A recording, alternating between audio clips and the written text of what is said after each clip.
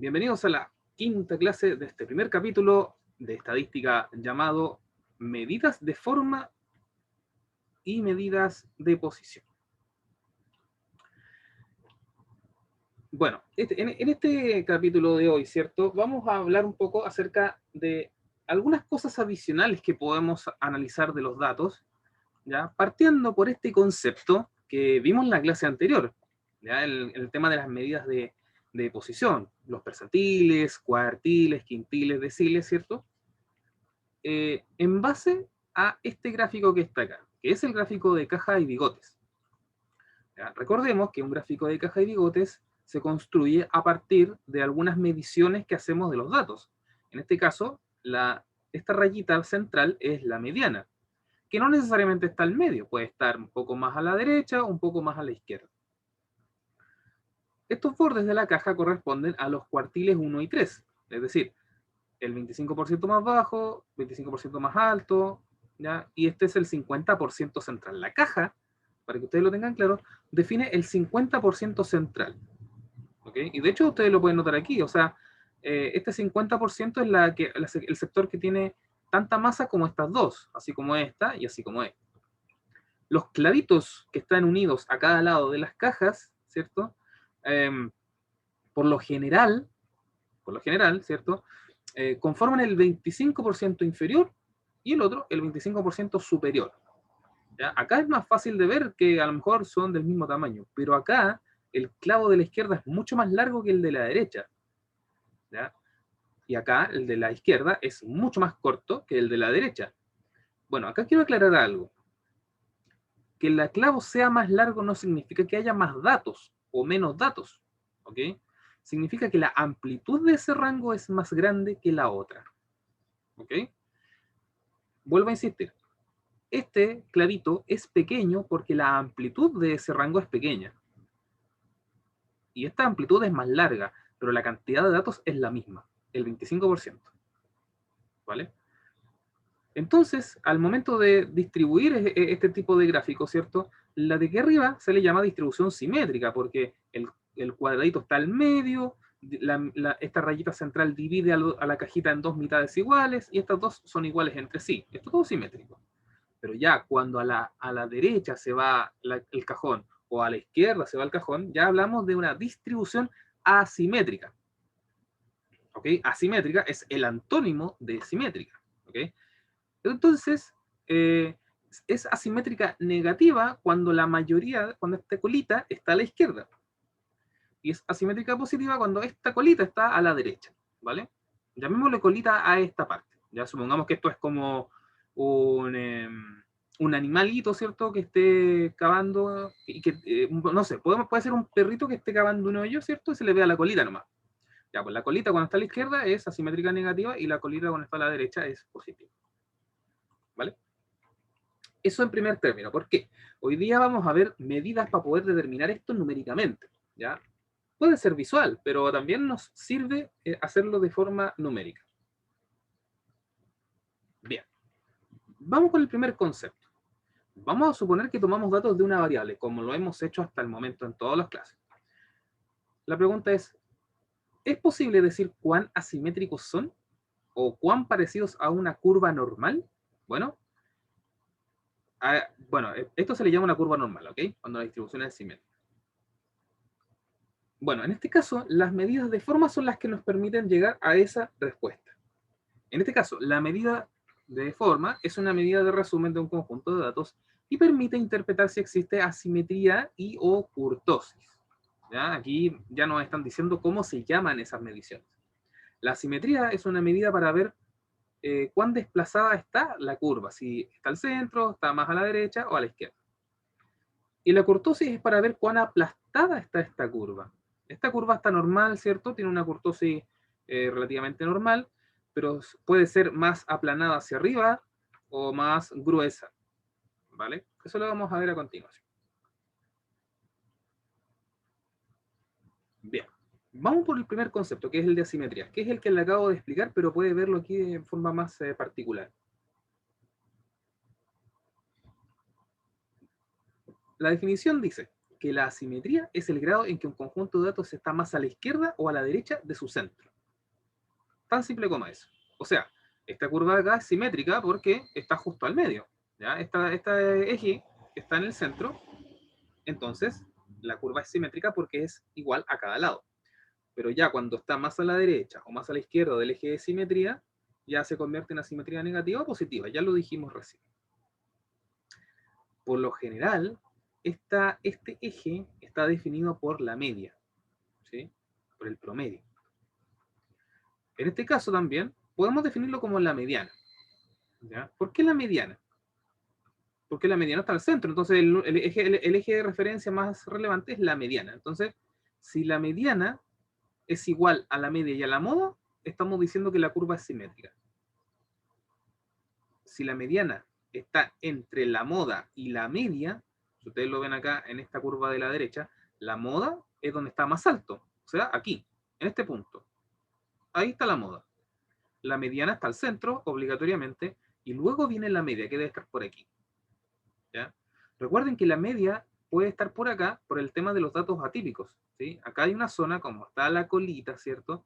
Esa colita indica que acá hay más datos atípicos. Y recuerden que los datos atípicos arrastran el valor de la media hacia esos valores. ¿Ok? Caso contrario acá, la moda está a la derecha, es mayor que la mediana. Y a su vez mayor que la media. ¿Ok? Entonces, tiene que ver con eso, con la manera en que nosotros visualizamos, ¿cierto?, dónde está ubicado estas medidas de tendencia central. ¿Cómo hacemos el cálculo numéricamente? Bueno, nosotros ya estamos más o menos habituados, ¿cierto?, a manipular este tipo de cálculos. Cuando los datos son no tabulados, ¿cierto?, cuando están sueltos, ¿ya? Uno toma cada dato, le resta la media y eleva al cubo. En el caso de la varianza, se eleva al cuadrado, pero en este caso, se eleva al cubo. ¿Qué es lo primero que uno piensa en esto? ¿Qué pasa, por ejemplo, si el dato es más chico que la media? Por ejemplo, si la media es 5 y el dato es 4. Bueno, 4 menos 5 va a ser menos 1 y al cubo va a ser menos 1. Va a dar negativo. Entonces, en la simetría puede pasar. ¿Ya? La simetría puede pasar de que en algunos procesos del cálculo den números negativos y otros positivos. El denominador, ojo aquí, no es solamente n, sino que también n por s elevado a 3. ¿Ya? S elevado a 3 dice, es la desviación estándar elevado a 3. ¿Ya? Al cubo. ¿Ok? Aquí está todo al cubo, si ustedes lo ven. Cuando los datos tabulados son discretos, ¿sí? Cuando están de a 1 en la tabla, procedemos de forma muy parecida también. Calculamos este cubo de binomio, ¿cierto?, por la frecuencia, al igual que en la media y la varianza, y abajo dividimos por la suma de las frecuencias, pero además le agregamos el s al cubo. ¿Ya? Recuerden este detalle, el s al cubo, siempre está ahí. Y en el caso de los datos tabulados continuos, o llámese con intervalos, ustedes en vez del dato tienen la marca de clase, ¿cierto? La marca de clase se le resta la media y se eleva a 3. Por la frecuencia, que eso sigue siendo igual, y abajo lo mismo. ¿Ya? No se olviden de este detalle. Vale, vamos a tomar en cuenta nuevamente la tabla de las temperaturas, ya que ya la conocemos. En este caso, la asimetría la obtenemos con la fórmula que tiene m, porque son intervalos. Por lo tanto, mj, cada marca de clase, se le resta la media, ¿cierto?, que era 75.06, y cada una de estas se eleva al cubo. Luego de elevar al cubo se multiplica por la frecuencia correspondiente. En el primer caso es 52.615 menos 75.06. Luego esa diferencia va a ser negativa, ¿cierto? Porque el 52 es menor que 75, por ende, al elevarlo a 3 va a quedar negativo y luego se multiplica por su frecuencia, ¿ya? En eso no hay ningún problema. Donde tienen que tener cuidado es en la que viene después, en la kurtosis. ¿Ya? Ya van a ver por qué. Luego, abajo, en el denominador, al haber terminado todos los cálculos de arriba, toman la suma de las frecuencias, que es 52, pero además toman la desviación estándar, que ya debería estar calculada previamente.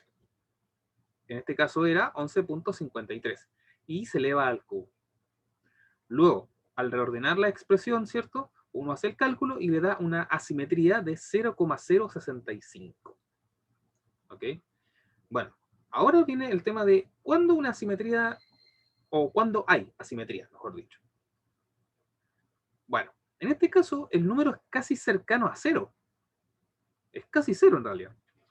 Por lo tanto, se tiene que la variable se comporta de forma simétrica. ¿Ya?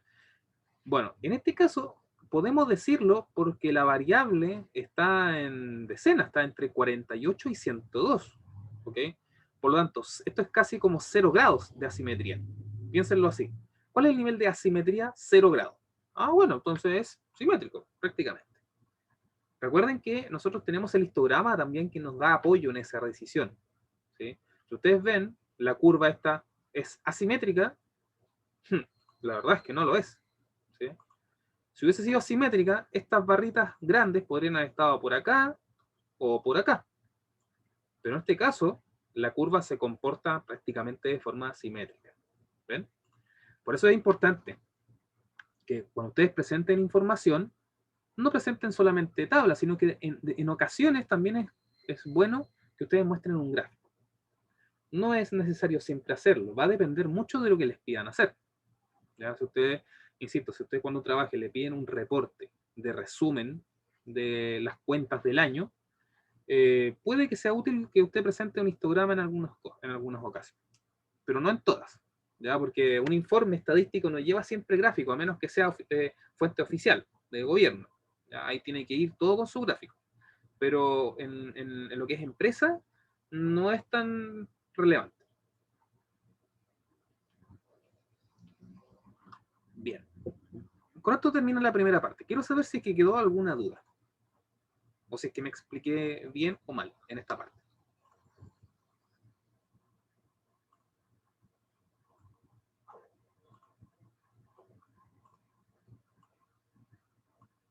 ¿Se entendió lo que era simetría?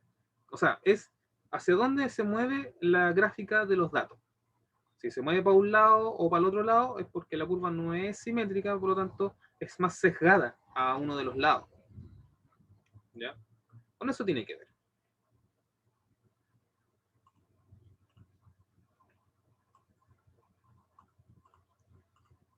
Gracias, Francisca. Bueno, la otra medida de forma... Profesor, Ah, sí, perdón, dígame. disculpe, Dígame, es Arely. que tengo un poco de ruido ambiental acá, pero por lo que entendí, entonces, esta curva del histograma de las temperaturas vendría siendo simétrico. Claro, o sea, a menos que tú lo Tiene veas un asimétrico. poquitito de simetría positiva, considero yo. Es que, miren, aquí viene algo súper importante, que es cuando nosotros comenzamos este curso. Yo entiendo que ustedes son del área contable en el cual una coma hace la diferencia. ¿Sí? Eh, en estadística, es relativo al contexto de lo que se está haciendo. Por ejemplo, en este caso, ya, la asimetría te da 0,065. La asimetría es positiva por el signo. Perfecto. Te lo cedo, como dice alguien por ahí. ¿Ya? Pero acá, ojo, la unidad de medida es tan alta que, ni siquiera esto no le hace nada, es un pelo. ¿Te fijas? Distinto sería a que fuera 0,48, 0,56, 0,64, ¿ya? Sería muy distinto porque estaría al mismo nivel de los valores de la variable, ¿ya? Y se notaría mucho más. ¿Ok? Para que dé una cosa como esta, la asimetría debe ser bastante más grande que, que cero, o que menos, o que cero hacia abajo, ¿ya? Que pueda dar negativo también. ¿Ya? Entonces, yo entiendo que al principio cuesta un poquito asimilarlo, pero cuando uno interpreta asimetría, por lo general dice, ah, bueno, si está entre 0 y 1, por ejemplo, tomando temperatura, naturalmente. Si está entre menos 1 y 1, ah, ya, entonces no es tan asimétrico. ¿Ya? Pero si, por ejemplo, hubiese sido una asimetría de 20, no, de 20 significa que están la mayoría por acá adelante. La mayoría de las temperaturas está por acá, en las más altas. ¿Sí? No sé si compartes esa idea conmigo, Arely. Sí, profesor, ahí me queda más claro. Perfecto. ¿Ya? Suena como que estuviera ahí chocando dos placas de Lumavit. Algo así. Que están construyendo. Ah, por eso. Ya, perfecto. Bien. La segunda medida, ¿cierto? Se llama kurtosis. También se le llama apalancamiento. ¿Ya? Si ustedes notan, ¿ya? Sin ver la definición, ¿cierto? Es el grado de, en que el gráfico es puntiagudo. ¿Ya? Esta que está acá al centro es la que uno llama la normal. ¿Ok? Es la que uno llama la normal. Ya cuando es muy puntiaguda, se le dice leptocúrtica. Y cuando no es tan puntiaguda, o punta roma, ¿cierto? A lo mejor lo entienden así, platicúrtica. ¿Ya? Ahora, ¿cómo darse cuenta de eso en los números? Bueno, si la medición G2 da 0, ¿ya? Que es la que vamos a ver ahora, es mesocúrtica. Si es positiva, es leptocúrtica, naturalmente considerando un valor perceptible de G2, ¿ya? Si nos da 0,0 tanto, yo diría que es mesocúrtica. Ahora, si es negativa, grande, negativa, ¿cierto? Es platicúrtica. ¿Vale? Miren, les voy a dar otro ejemplo. Cuando a mí me encargan a veces evaluar instrumentos que miden ciertas características psicológicas a funcionarios o a trabajadores. ¿Ya? Esto se llama comportamiento organizacional. Entonces, por ejemplo, a las personas se les mide con preguntas que van numeradas del 1 al 5 como respuesta. Desde muy en desacuerdo hasta muy de acuerdo. Yo creo que más de alguno de ustedes ha contestado algo así. ¿Ya? Entonces, si toman en cuenta, el promedio es de 1 a 5.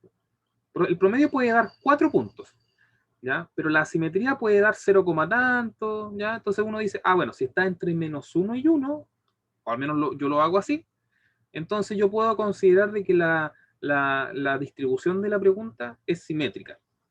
Ya si da 2, menos 3 o qué sé yo, ya es porque ya está muy sesgada, está demasiado sesgada. Todo depende del criterio, a eso voy. Bueno, cierro el paréntesis.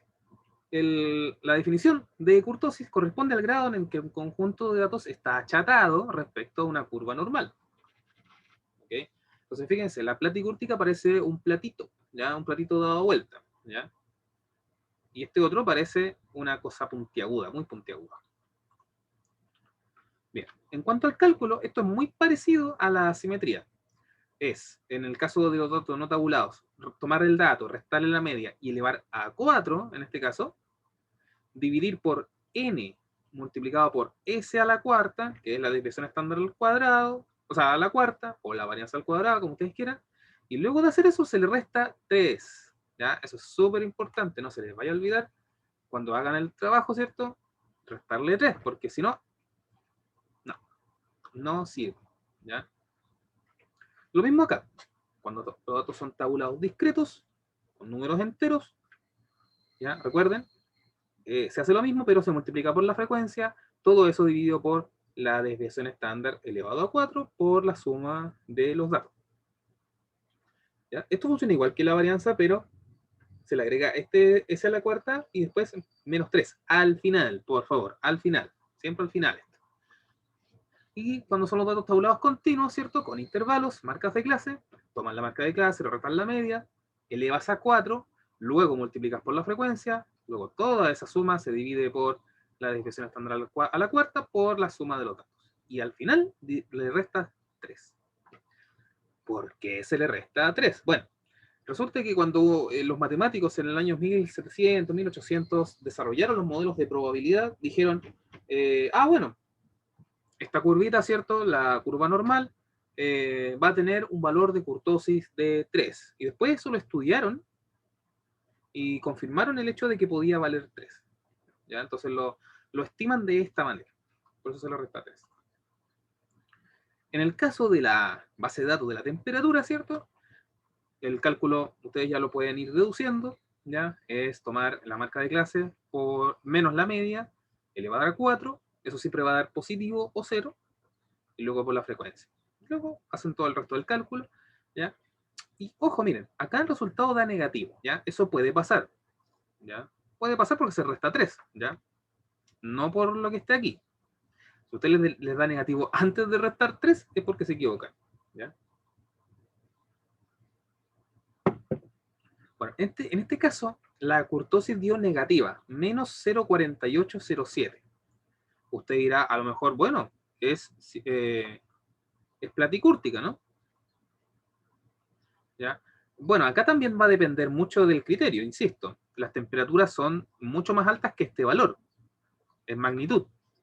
¿Ya? Son 48, 70, 80 y tanto, ¿ya? Por lo tanto, esto sigue siendo marginal, sigue siendo un pelo, ¿ok?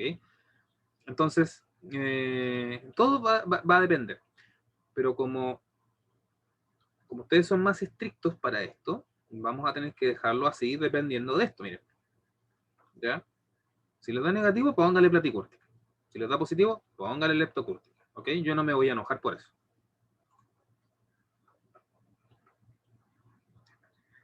Bien.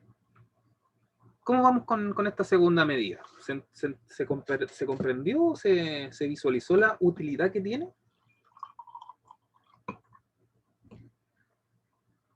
Miren, vamos a ver nuevamente este gráfico para ver cuál es la utilidad. Por lo general, cuando uno hace estudios estadísticos, lo que uno espera es que la variable se comporte de esta manera, cosa que en la práctica no es común que ocurra.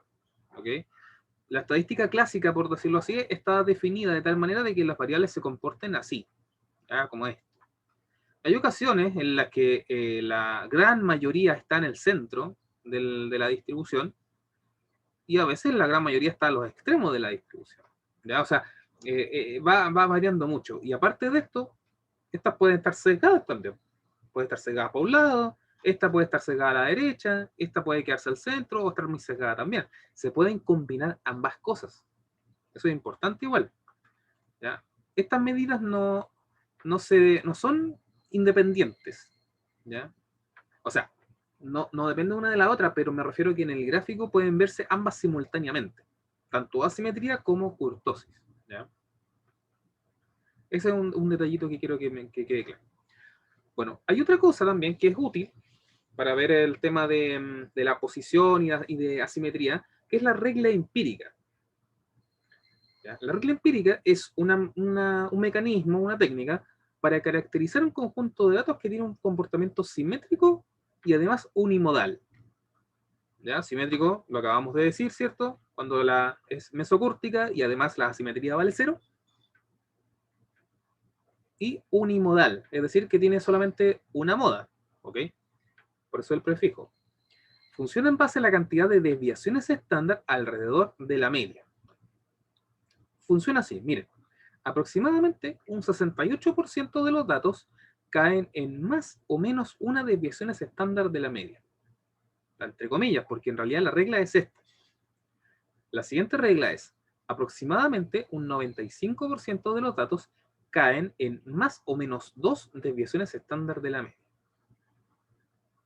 Y la tercera es, aproximadamente el 99,7% de los datos caen en más o menos tres desviaciones estándar de la media. ¿Ya? Estas tres frases que están aquí conforman la regla empírica. Pero, bueno, veámoslo en el gráfico para ver si es que nos queda más claro. Fíjense. Esta que está en color azul claro, ¿cierto? Es la primera regla. El 68% de los datos está entre una y más una desviaciones estándar de la media. ¿Ya? Ok, usted tiene la media, ¿cierto? Y más menos una desviación significa sumarle una y restarle una desviación. ¿Ya? Y usted luego toma ese rango de datos y ese rango ocuparía aproximadamente este porcentaje. Luego, si ahora toma la media más dos veces la desviación estándar o menos dos veces la desviación estándar, ese rango, que es el celeste más estos moraditos, constituyen el 95% de los datos o del conjunto de datos. Y luego, si toma 3 ahora, la media más 3 por la desviación estándar o la media menos 3 por la desviación estándar, obtiene el 99,7% de los datos. Aproximadamente. Puede ser el 100 incluso. ¿Ya? Es aproximado. Miren acá, el dato de las temperaturas. En el ejemplo nuestro, la media es 75,06 y la desviación estándar es 11.53. Tomando esto, utilizando la regla empírica, significa entonces que el 68% de los datos se encuentra en el intervalo 63,53 menos 86, perdón, 63,53 hasta 86,59. ¿Cómo se obtuvo este intervalo? Bueno, es este promedio menos 11 y tanto da 63. Y 75 más 11, tanto da 86,59. Con eso yo encuentro el intervalo de los 68%. Para encontrar el del 95, lo que hago es 75.06 menos 2 veces este. O bien más 2 veces este. Y con eso obtengo estos dos valores de aquí. Lo mismo con el otro. 75.06 menos 3 por este. Y para el superior, más 3 veces este. ¿Ok? ¿Ya? Y en el fondo tiene más o menos sentido porque acá dice el 99,7% de los datos aproximadamente se encuentra entre 40 y 109 grados. Pero si ustedes ven la tabla, están todos. Por lo tanto es el 100 en este caso. Eso tiene que ver un poquito con el grado de asimetría o el de kurtosis que tengan. ¿Ya? Pero en el fondo caben casi todos. ¿Ya? Dada esta regla. Muy bien. En resumen, las medidas de forma permiten analizar características geométricas de un conjunto de datos en cuanto a su simetría y a su achatamiento. La asimetría puede ser positiva o negativa. Establece relaciones de orden entre la moda, la mediana y la media. La kurtosis puede ser positiva, negativa o cero. Si es cero, se comporta como una distribución acampanada, como la campana de Gauss. La regla empírica es para establecer porcentajes de presencia de datos en base a la cantidad de desviaciones estándar. 1, 2 o 3. Bien. Con esto terminamos este primer capítulo de nuestro curso de estadística para contador público y auditor. Bueno, el capítulo próximo, este es el 3 en realidad. El próximo capítulo que vamos a ver se llama análisis bivariado. En ese capítulo nosotros vamos a estudiar relaciones ahora entre dos variables. Vamos a ver covarianza, vamos a ver regresión lineal, regresión polinomial. Es decir, vamos a aprender a predecir una variable en base a la información de otra variable.